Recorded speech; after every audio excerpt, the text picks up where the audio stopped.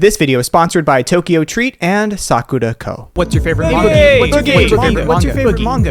Hey, Boogie, What's your favorite manga? What's your Hey, favorite Boogie, manga? what's your favorite manga? Manga!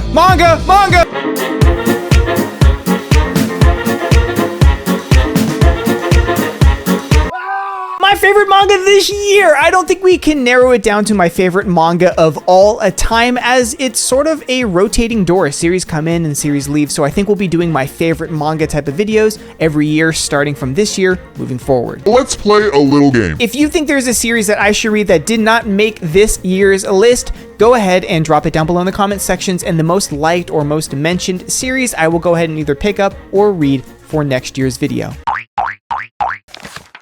Akani Banashi was so good! Okay, it's time that I've opened up about a series that you've never heard me talk about on this channel, but I think a lot of us are really going to like.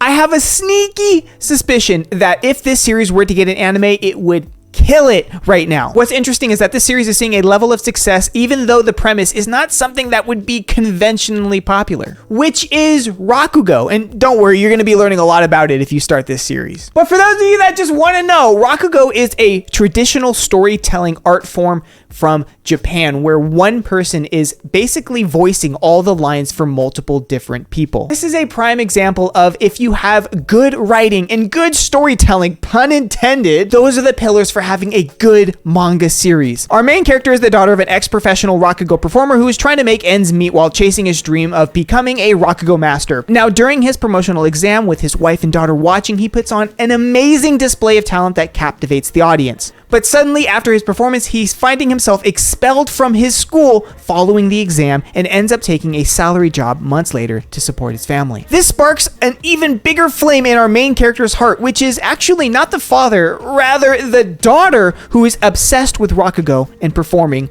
and is extremely talented at it. Now filled with sadness and anger, Akane now gives us a good revenge plot on the man who not only refused to acknowledge her father's skills, but expelled him from the very school she aims to get into under her father's old master. I absolutely love this series and I binged it over a very short period. So let me know if you guys have read this one as well or if you're planning to read it.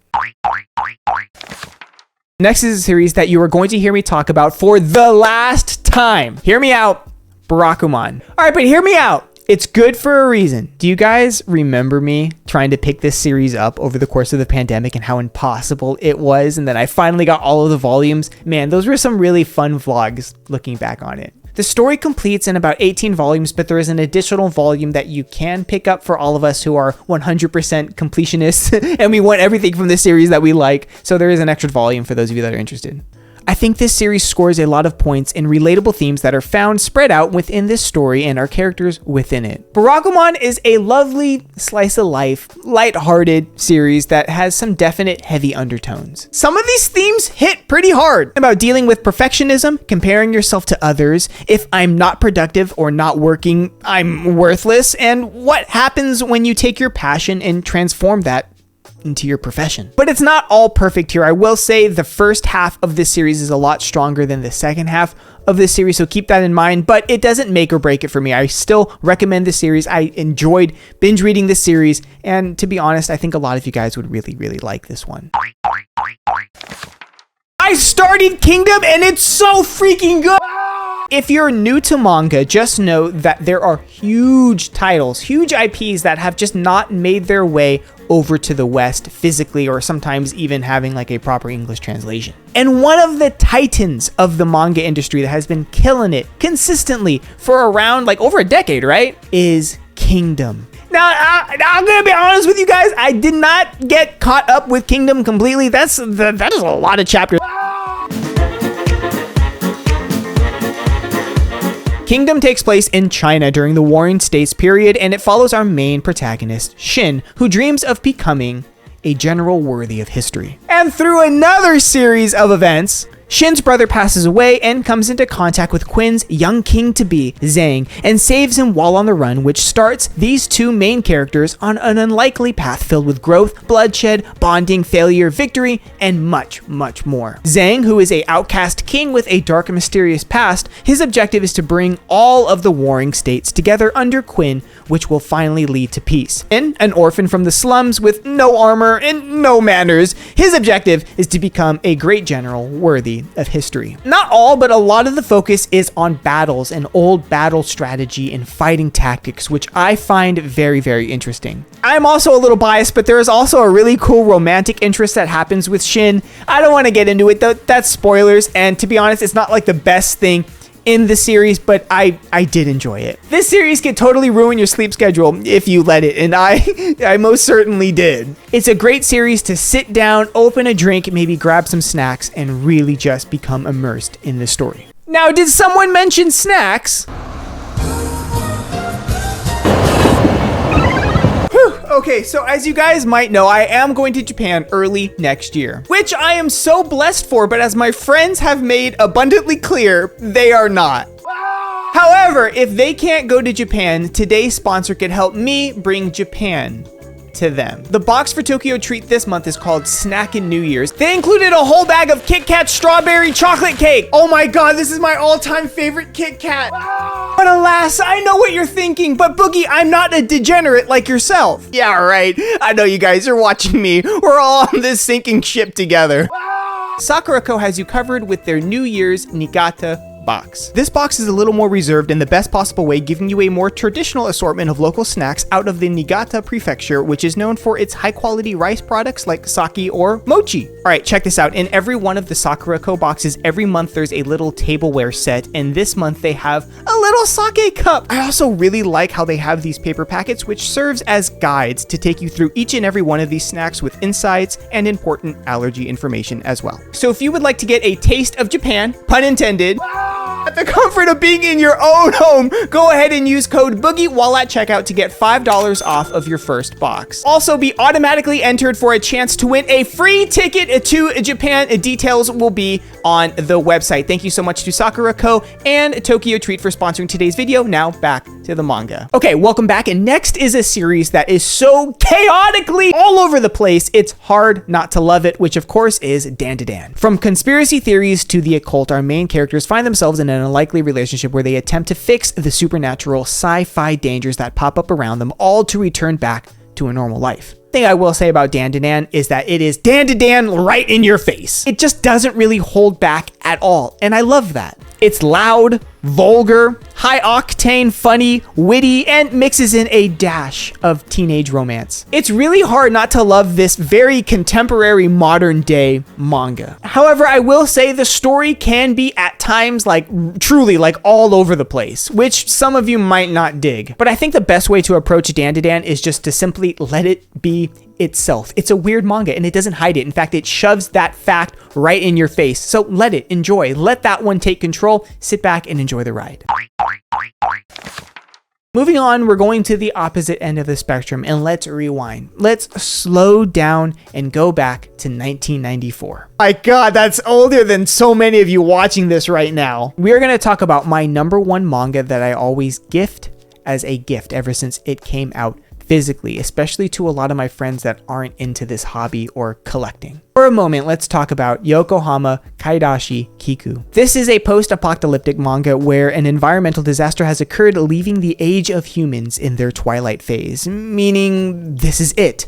This is humanity's final act. The final humans are living life with this impending doom, which is unavoidable, and every day is one step closer to this dance we call life ending. But our main character is a cheerful android working at a small cafe outside Yokohama, and her owner is nowhere to be found and leaving her responsible for running this cafe. Of course, due to the state of things, she really doesn't get that many customers, yet she remains cheerful and outgoing. This is a melancholy slice of life centered around Alpha, our beloved android main character, her daily life, but is really shining a light on the fact that time is indeed progressing and there is this feeling of a countdown before it all ends. I genuinely think this is one of those manga series that just checked all of the boxes. It's a masterpiece. I genuinely think a lot of you should read this series from the bottom of my heart. And even if you don't like slice of life, you'll still get something out of this series. The story does take place in a sci-fi world-ish,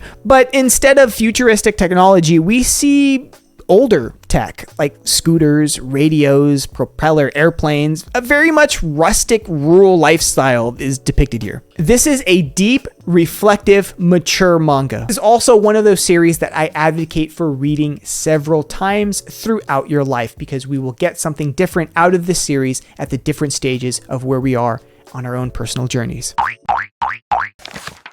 Next, if you're looking for a new romance series that is straight up refreshing, A Sign of Affection. Oh my gosh. Mwah. Yeah, this is the one. I'm obviously not a shoujo manga creator, so I don't know how well it was received over on that side of the pond. I have zero idea, but I can say, as someone that likes reading shoujo, just necessarily doesn't have a lot of it in my collection, this one hit differently. A Sign of Affection is a spotlight directly onto the hearing impaired community, and to be honest, I am all here for it. It's basically a love story about understanding and communication. And surprise, surprise, those happen to just be the pillars of a steady, healthy, stable relationship. Next is a high fantasy series that I absolutely loved, and once again, you guys were right. I binge read this series so freaking quickly. Every volume that was out physically, I bought. It's 10, by the way. There are a few things that I look for when starting a new fantasy series, but the one that is most important, at least in my book, is immersion. This is a story where the amount of inherent creativity that went into the world, from the architecture to the language to the mechanics of casting magic to even the lore, the history, even down to the plants and animals, it's all built out so well. And on top of everything, there is an incredible art style that goes along with it. The paneling itself, just the paneling of the manga, okay, put the story aside, is gorgeous, and it's so unique. It's really in a class all unto itself. The story follows our main character, who is a child that has just become an apprentice witch after accidentally casting forbidden magic that has been kept a secret and guarded for many, many years. Taken under the wing by a unique witch with his own mysterious background and motives, he becomes a mentor of sorts to Coco, our wonderful main character, who joins his atelier along with the other students, thus introducing us to the wonderfully colorful cast of supporting characters. The story of Witch Hat Atelier definitely moves along, but it's not lightning quick. It's just the kind of pace I love for a deep fantasy story. It's definitely going, don't get me wrong, but it also takes time to flesh out the world and the characters within it, all while leaving us wanting more. The core of it is a fantasy coming of age story. However, there are many dark turns, a lot of secrets going on, a lot of moving pieces within this story. I think you'll really, really like it. Next, we're going to talk about a mangaka that is quickly one that I'm starting to pay attention to a lot, which is Rumiko Takahashi. And I think Masonikoku is some of her best work ever. I still think the charm still holds up, the relevance still holds up, and it's just overall a good, iconic rom-com coming out of the manga community. Masonikoku tells the tale of how these two unexpected individuals cross paths and eventually fall in love. However, this story isn't all roses, and we do find out later on that this deals with some darker undertones here, and we quickly find out that our new apartment manager is indeed a young widow. I think it does a really good job of depicting just how much time can go by before anything really happens romantically or in any relationship. There are definite lulls within this story where you're simply noticing a lot of chapters go by with not a lot happening, but that's sort of how life is sometimes. Not every relationship we're going to get into and during our time here on this planet is going to be just sparks and heat and passion and things move quickly. Sometimes things move slowly, and you know what? That's okay. Sometimes even preferred. However, I do like me a steamy fire.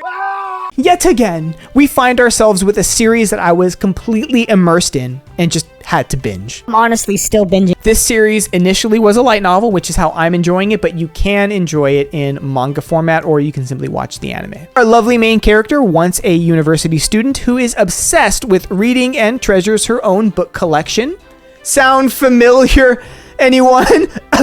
She aimed to graduate with a librarian's certificate, which is almost achieved, but alas, one fateful day, an earthquake happens, causing a bookshelf to fall on her, leading to her death. And of course, like any good isekai, she awakens as a frail young girl named Maine in a mysterious foreign medieval town which utterly fascinates her. However, she quickly realizes her situation. Her family is of lower status and her body seems to be extra fragile, causing her to get sick very easily, and her once beloved books are a luxury only for those that are wealthy or of the elite. She starts to use her memory and knowledge of the modern day to come up with a plethora of inventions and even a clever plan to create her own books. There is also an element that reminds me of Spice and Wolf in the fact that there is this entrepreneurship that happens within Ascendance of a Bookworm. Our main character has to learn the ins and out of business as she has to find a way to finance her books, which leads to making some unexpected allies and enemies, but also some very clever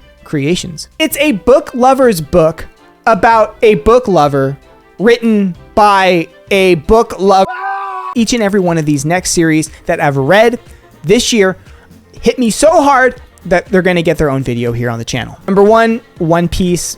Need I say more? I mean, it's freaking One Piece. Number 2, Berserk. 3, Dorohedoro. And number 4, Bleach. Yes, I finally finished Bleach. This is probably by far the most amount of manga I have ever read ever in my life, and it's been amazing. But once again, One Piece, Bleach, Berserk, and Dorohedoro, they will all get separate videos, individual videos, here on the channel. This is, whew, that was a lot. Now, I don't know how long this video is actually going to end up being after the editing process, but like I've been recording for so long, my voice is starting to get shot. Thank you once again to Tokyo Treat and Sakura Co for sponsoring today's video. I'm going to go drink some tea and get editing, all right? Have a good night. Bye!